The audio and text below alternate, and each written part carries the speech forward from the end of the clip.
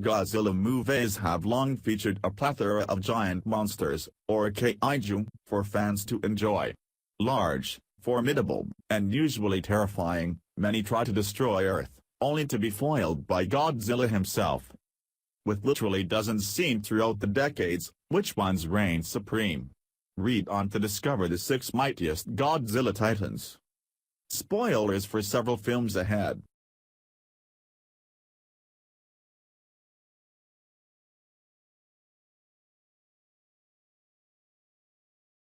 In his title movies, King Kong doesn't stand nearly as tall as Godzilla.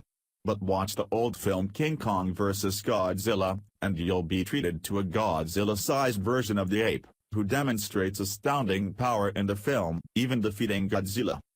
Anyway, here's a rundown of Kong's abilities. Very strong and agile.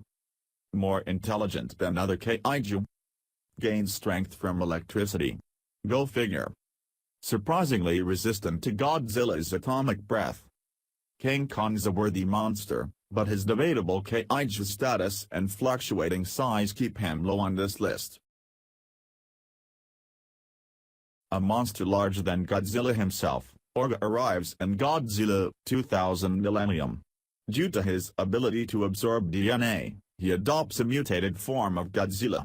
Orga brandishes some incredible powers, including massive strength and rapid healing, and were it not for one idiotic move, he may well have beaten the king of monsters. Anyway, here's a rundown of Orga's abilities. Very large and powerful. Shoulder cannon fires beams. Ability to mutate DNA. Incredible healing, enough to quickly recover from Godzilla's atomic breath. Can detach jaw to swallow opponent's whole.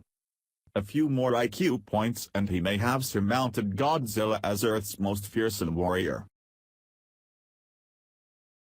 How do you make something better, according to the 90s? Slap the word space in front of it.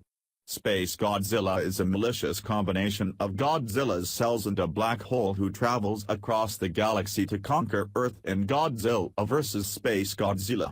An incredibly large and fearsome foe, Godzilla never truly bested him in a one-on-one match. Here are his strengths.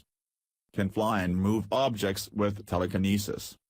Wields a strong ray called the Corona Beam. Very intelligent and strategic. Regeneration. Can encase body in a crystal shield. Impressive, no? Were it not for some weaknesses, he may well have won this countdown. Here's a quick summary of his flaws. Despite size, he is surprisingly weak in melee combat. Drastically weakened when crystals are damaged. Large size offers an easy target. Still, he's undoubtedly one of Godzilla's deadliest adversaries.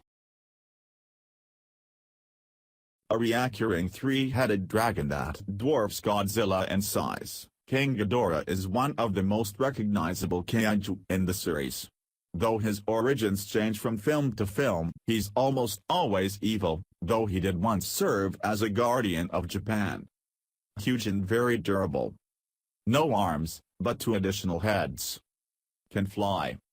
Each head can fire lightning bolt-esque gravity beams, equal in strength to Godzilla's atomic breath. Has powerful alternate forms, including Mecha King Ghidorah and Monster X.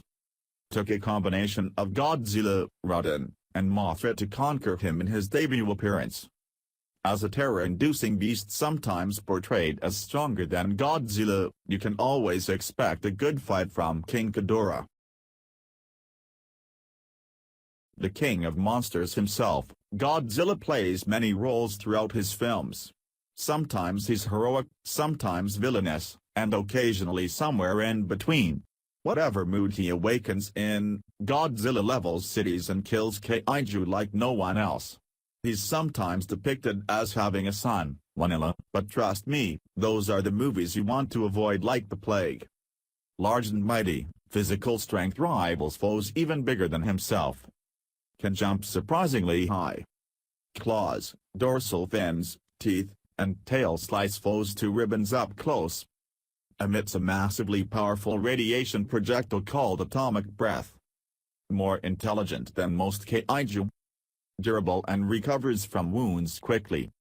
Occasionally Godzilla astounds us with a new trick, like flying by aiming his atomic breath at the ground in Godzilla vs. Ghidorah. To see a truly terrifying rendition of Godzilla, I'd recommend viewing his berserk rampages in Godzilla, Mothra and King Ghidorah, Giant Monsters All-Out Attack. Just look at him on the movie's artwork. Yikes. MechaGodzilla comes in many different models and with ever-changing moralities, and you can always expect him to trounce someone at least once in his films.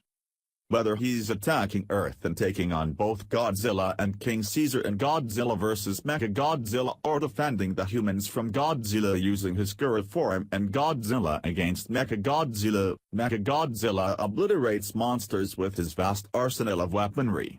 Some depictions even have his inner skeleton being constructed using the bones of the original Godzilla's remains. Frightening amount of weaponry, including tranquilizer and paralysis missiles, shock cables, rocket fingers, I-beams, and a short-range knife that can shock its victim. Gorilla form, the good one that fights for humans, wields a formidable freeze ray called the Absolute Zero Cannon. Capable of flight. Resilient armor. Can disguise itself as the real Godzilla. MechaGodzilla's weaknesses are melee combat, although the short-range knife compensates, and a sometimes present energy shortage, in which case he needs to retreat and recharge. Oh, and if you want to observe a scene that I probably shouldn't have seen as a kid, watch MechaGodzilla, disguised as the real one, rip open Godzilla ally Anguirus's jaw after he savagely pummeled the poor Kaiju. For his adaptable and numerous weapons, MechaGodzilla remains my pick for the strongest Godzilla monster ever seen. Though several of his movies released only in Japan, Godzilla's popularity has expanded overseas, largely thanks to the success of 2014's awesome film. With its positive reception and large ticket sales, the future looks bright for the King of Monsters. Let me know which of today's titans you prefer. And here's hoping to more awesome Godzilla monster battles.